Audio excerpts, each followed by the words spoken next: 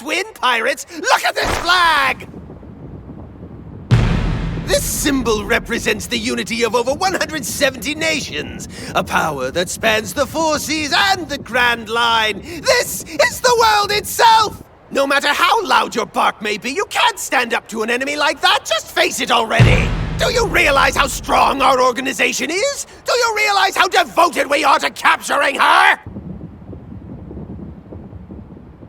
Sniper King. Shoot down that flag. Roger. Special attack! Firebird Star!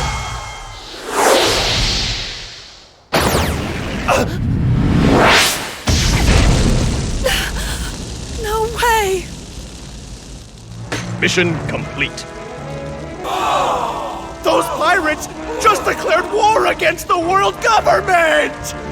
You're all going to die! You morons can't challenge the entire world and expect to win! Yeah? Bring it on!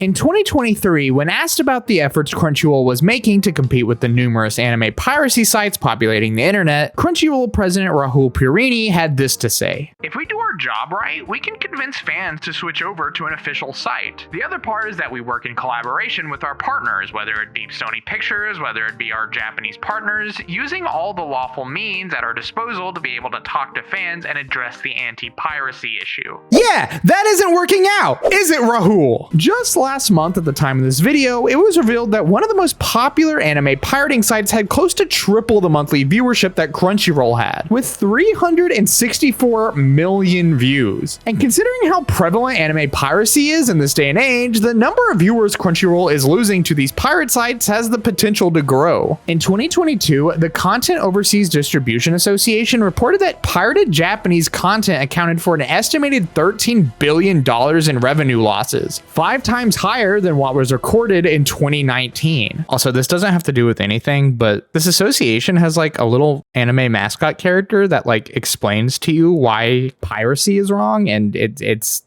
really adorable. Of course, pirated anime played a big part in these losses. It's just really easy nowadays to pirate anime and share it online, and people can access it through pretty simple methods. And believe me, the people in charge are more than aware of this, and they hate it. Just last year, a transparency report released by Google revealed that there had been over 400 million URLs requested to be delisted from Google search results by various companies associated with anime distribution. That's a lot of anime being pirated, and needless to say, a big thorn in Crunchyroll's side, which is incredibly ironic considering the fact that they themselves started as an anime piracy site. Just like any other pirate site, they too would host unlicensed content and would actually be scrutinized by official anime distributors like Funimation for doing so. Oh, what a funny world we live in. Crunchyroll just kind of caught on, and eventually they were able to secure anime licenses officially, most notably Naruto Shippuden, which really helped put their name on the map. And now, with their recent merging with Funimation, Crunchyroll boasts the biggest anime library of any Western streaming service. For a while, Crunchyroll was the place to watch anime. However, this seems to be a sentiment that continues to be changing. Of course, we have these pirate sites that are capturing a very large amount of traffic, but even if we're to look exclusively at streaming platforms, Crunchyroll isn't even performing as well as Netflix, who in 2023 made double the revenue Crunchyroll made from anime streaming, despite the fact that they have a far more limited anime library. In general, a lot of the public reception to Crunchyroll has shifted. I feel as though every other day I hear people complaining about the service and how much they absolutely despise it, and how Crunchyroll killed their entire family, and now they're on a quest for justice against everyone Crunchyroll has wronged. Oh wait, that's Demon Slayer. I always get those two confused. To put it bluntly, a lot of people aren't happy with Crunchyroll and feel as though they'd rather get their anime from other venues despite the lack of legitimacy from those certain venues. So why is that exactly? Before we get into this, I just want to clarify, this video isn't an endorsement for anime piracy sites. You know, like what you do is up to you. I don't really care. More so, I want to look over the different factors that play into people's decision to pirate anime as opposed to watching it through official channels. And to start us off, one of the biggest things I've seen people complain about in regards to Crunchyroll is how it is. Oh my god, are you serious? It's buffering now? What was he gonna say?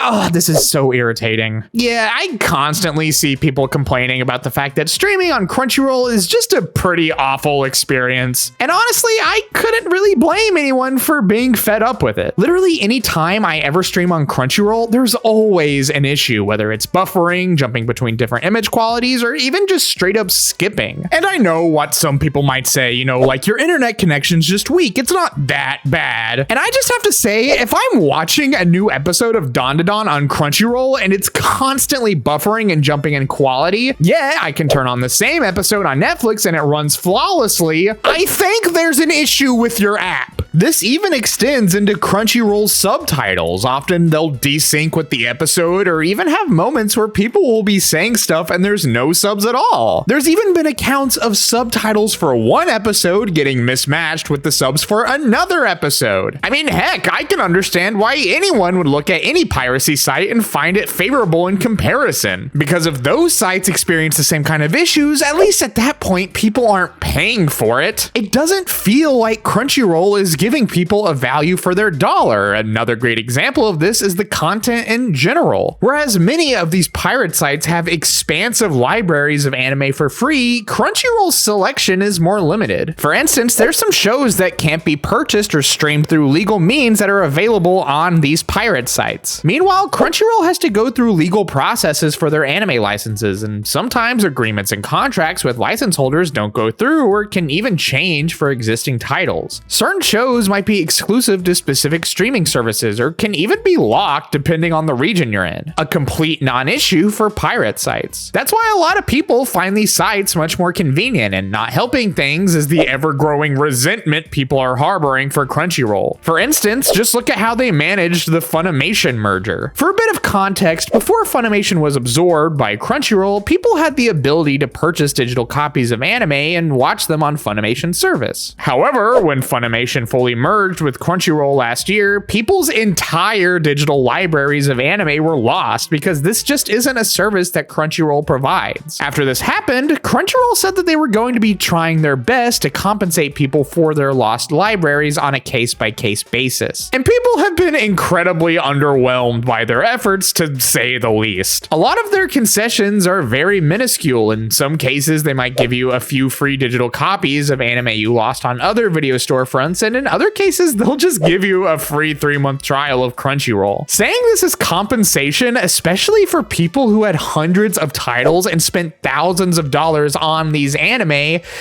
well, it's a joke. And that's something that Crunchyroll seems to be known for nowadays, taking things away. Since July of last year, Crunchyroll has disabled the ability to leave comments or reviews on their service. And a lot of people are really upset about this. Now, Crunchyroll has come out and said the reason they did this was to counter hate speech and misinformation. And I get wanting to crack down on stuff like that, but in the process, you've also eliminated the sense of community as well as the voice of the people on your app. You didn't have to throw the baby out with the bathwater. You could have just had a report button and a team of moderators. It's not like you guys can't afford it. You are owned by Sony after all. That said, the whole Sony thing seems to be another point of contention people have with Crunchyroll. As previously mentioned, Sony bought both Crunchyroll and Funimation and have now merged the two entities together. They're also the majority shareholder in Kadokawa now. They have quite a bit of influence on the anime market. And a lot of people don't like the idea of Sony monopolizing the anime industry and would rather watch their anime illegally than support it. And it's not like Crunchyroll is known for being a paragon of righteousness or anything. In 2022, when the time came to dub season 3 of Mob Psycho 100, Mob's English voice actor Kyle McCarley stated that issues were arising between him and Crunchyroll due to SAG-AFTRA, the union that he's associated with. SAG-AFTRA's purpose is to make sure that voice actors receive fair pay and treatment, and often Crunchyroll does not work with these unions. Now, Kyle was willing to work under a non-union contract, but even him just requesting that Crunchyroll simply talk to SAG-AFTRA was enough for them to replace him with someone else. Think about that. They would rather get rid of a beloved voice actor for a main character than even associate with a union in any capacity. Shortly after this, it was also revealed that several voice actors for the Jujutsu Kaisen movie were paid paid scraps for their work. In particular, Inaris Quinones, the voice for Rika, and Chris Tagliaferra, the voice for Ijichi, said they were both paid a measly $150 in total for their time on the movie, which is just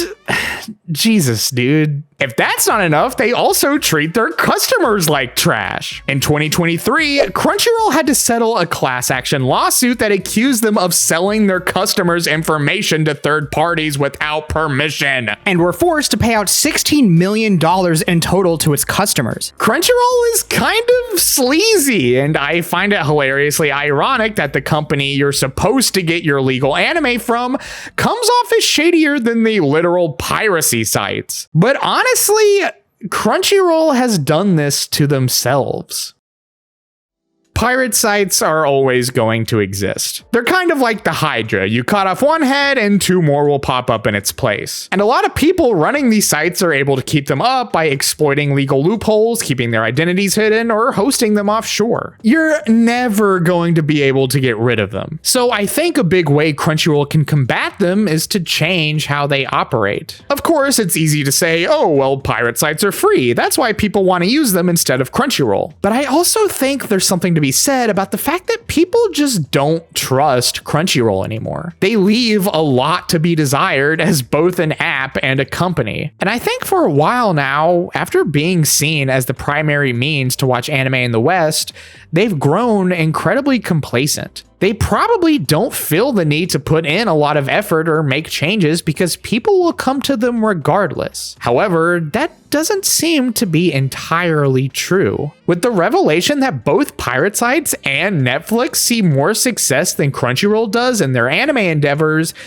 I don't think they can really afford to be complacent anymore. People like products that give them the least amount of resistance possible. They just want convenient means to watch their favorite anime and are more than willing to pay for it if those means are provided. And unfortunately, Crunchyroll isn't doing that. They don't really listen to their fans or care about the issues they have. They seem to be more than happy putting in the least amount of effort as possible. And it's frustrating to see. With Crunchyroll set in its ways and pirate sites increasingly booming from the anime craze, I don't think there's an end in sight for the great pirate era.